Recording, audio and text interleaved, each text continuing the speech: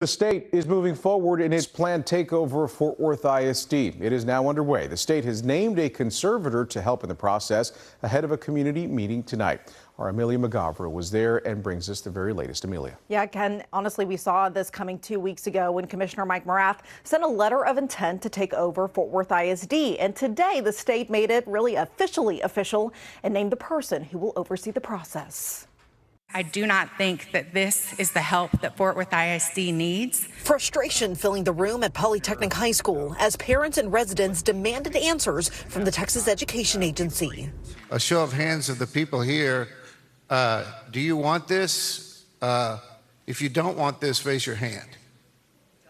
If you don't want this, raise your hand. Let's look at the facts. It's done. They're taking over by law. This is the reason that we are here today, because a state law requires the commissioner to take action.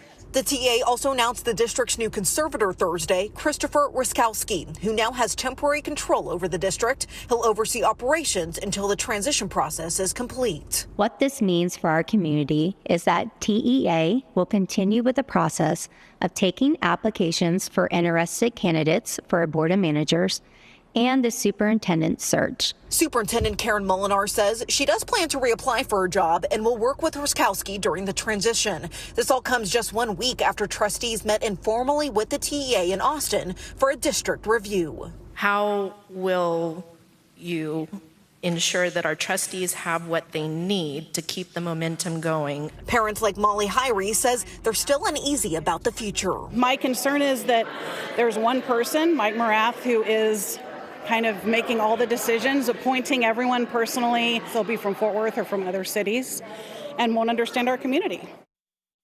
Now, it's also important to note Fort Worth ISD can now officially appeal the state takeover. If they do, the TEA has about 90 days to make a decision on that. In the meantime, though, the state will continue accepting applications and holding interviews for leadership positions. So, Ken, while the takeover is very official right now, this process is very far from over.